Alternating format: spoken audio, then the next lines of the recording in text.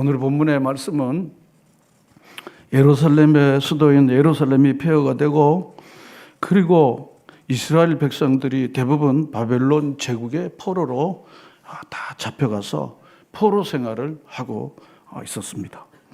이걸 이스라엘 역사에서 바벨론 유폐 혹은 바벨론 유수 이렇게 말합니다.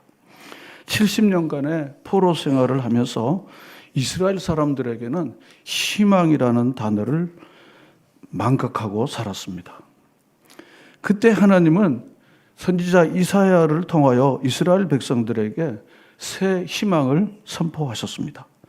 그 희망이란 과거 출애굽 사건보다도 더 크고 놀라운 해방 사건이 일어난다고 하는 것입니다.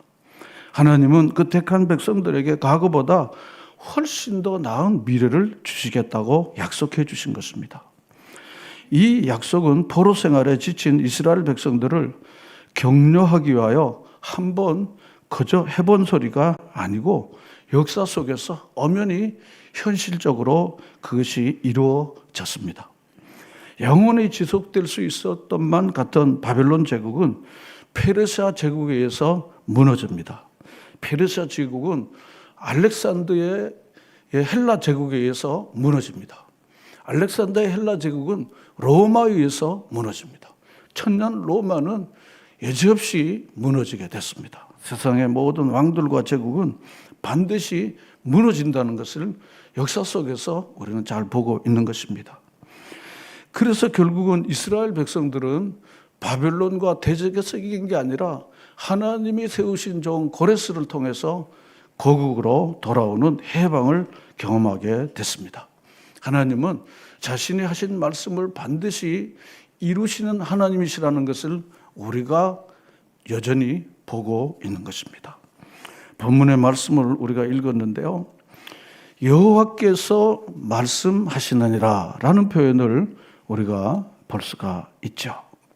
여기 본문의 말씀을 보면은 14절에 이스라엘의 거룩한 이 여호와가 말하노라 그렇습니다. 여호와가 말하노라.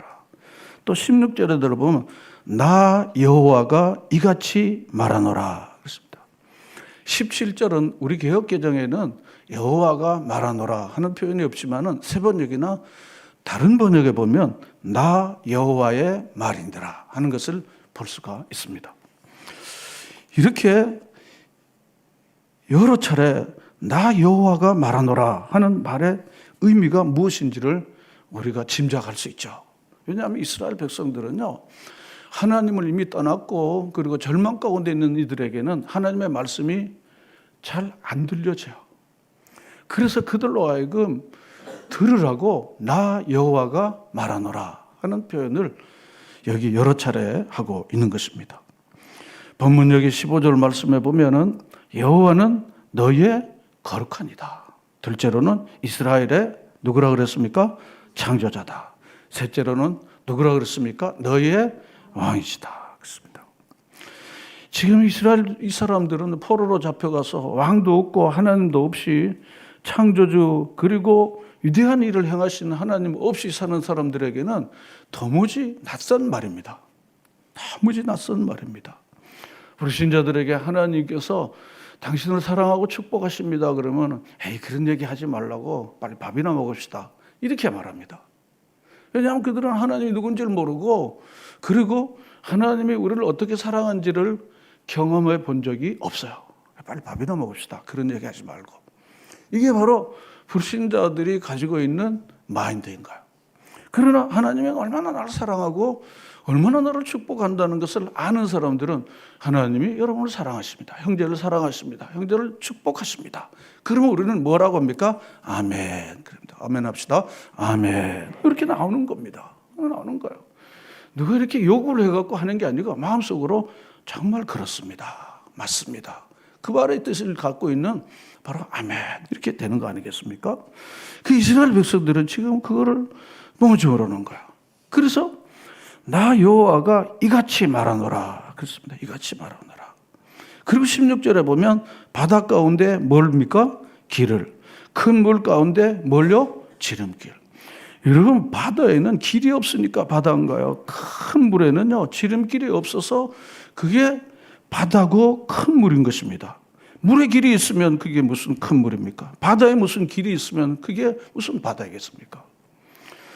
그런데 하나님께서는요, 바다 가운데 길을, 큰 물 가운데 지름길을 내신 것은 무엇을 우리가 연상시키나요? 출애굽에서 뭡니까? 홍해를. 자, 그리고 17절을 우리 다 같이 읽겠습니다. 시작. 병과 말과 군대의 용사를 이끌어내어 그들이 일시에 엎드러져 일어나지 못하고 소멸하기를 꺼져가는 등불 같게 하였느니라. 이 17절은 뭘 연상할 수 있습니까? 애굽 군대를 연상하는 거예요. 자기 백성들은 마른 땅처럼 건너고 자기 백성들을 괴롭히는 애굽 군대는 어떻게 됐습니까? 일시에 엎드려져서 일어났습니까? 못 일어났습니까? 일어나지 못하고. 그렇습니다. 그걸 뭐라고 그러는가 하면 소멸하기를 꺼져가는 등불같이. 꺼져가는 등불은 곧 꺼지는 겁니다. 그렇게 소멸시켰다고 하는 것입니다. 그래서 본문 14절에 보면은 너희의 구속자여 이스라엘의 거룩한 이가 말하노라 그렇습니다. 너희를 위하여 내가 바벨론 사람을 보내어 모든 갈대아 사람에게 자기들이 연락하는 배를 타고 어떻게 한다 그랬습니까? 도망하게 한다 그랬습니다. 이 연락하는 배입니까? 호화 유람선 같은 걸 말하는 거죠. 연락한다는 게. 이 호화 유람선을 타고 이 사람들이 도망하게끔 내가 그렇게 할 것이다라고 말한 거예요. 그런데 사람이 억눌리고요. 그리고 갇혀있고 절망 가운데 사는 사람은요. 그 말이 들릴까요? 안 들릴까요? 안 들려요. 뭘 그런 일이 일어나. 에이, 우리는 그냥 이렇게 사는 거야. 죽는 거야. 이 절망이 우리를 눌러버리면요. 아무리 기쁜 소식이, 아무리 놀라운 소식이 들려도요. 그게 제 귀에 들리질 않습니다. 그래서 이 연락하는 배를 타고 도망하고 내려가듯이 바벨론, 이 갈대아 사람들을 내가 다 그렇게 할 것이다 라고 했는데 여러분 이게 페르시아가 이 바벨론을 점령하면서 이 사람들이 있는 수레는 다 동원해서 다 도망갔습니다. 그 배를 타고 다 도망간 것이 역사적 뭡니까? 사실인 거예요. 그러니까 하나님이 말씀하신 대로 그대로 이루어진다고 하는 것을 이 백성들에게 다시 한번 일러주는 것입니다. 그러므로 18절을 다 같이 읽겠습니다. 시작. 너희는 이전 일을 기억하지 말며 옛날 일을 생각하지 말라. 그렇습니다. 이 말씀은 굉장히 우리에게 이해하기가, 문맥상 이해하기가 참 어렵습니다. 왜냐하면 이전의 일은 뭡니까? 옛날 일은 뭡니까? 출애굽하고 홍해를 건너게 하는 일을 기억하지도 말고 옛날 일을 생각하지 말라는 거예요. 그걸 계속해서 반복해서 자녀들에게까지 일러주고 가르쳐주라고 그랬는데 이거 꼭 잊어버리지 말고 가르쳐주라고 그래서 6월절을 대대로 지키라고 그랬습니다. 그런데 이 본문의 말씀을 우리가 전체적인 흐름 속에서 우리가 봐야 할 일은 뭔가 하면 거기에 머물러 있지 말라는 것입니다. 그 과거에 행했던 것에 거기에 머물러 있지 말라는 거예요. 이전에 있던 일로 그렇게 너희들이 생각하지 말라. 그렇게 출애굽했는데 지금 우리가 바벨론에 가 있지 않냐? 패배감에 사로잡혀서 그때 과거의 사건이지 이제는 그 과거의 사건은 끝난 거야. 이렇게 머물러 있지 말라고 하는 것입니다. 여러분 실패하는 사람들은요. 성공에 대한 아무리 많은 교육과 아무리 얘기해도요. 그들은 성공에 대한 도전을 하기가 어려워요. 왜냐하면 또 실패할 것 같으니까. 안 된 사람들은요. 뭔가 됐으면 좋겠다고 하지만 될 수 있는 의욕을 다 잊어버리게 되는 것입니다. 금년에는 여러분들이 하나님께서 도와주심으로 인하여 이길 수 있다는 확신을 여러분들이 다 가지시기를 바랍니다.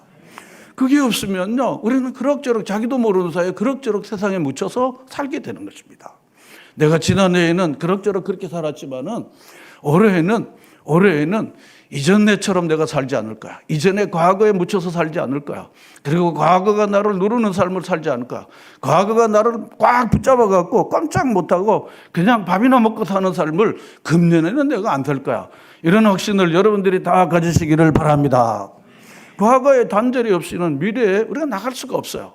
과거가 나를 붙드니까. 아버지가 엄마가 나를 붙들지, 과거의 나의 습성이 나를 붙들지. 그러니까 미래로 나갈 수가 없는 것입니다.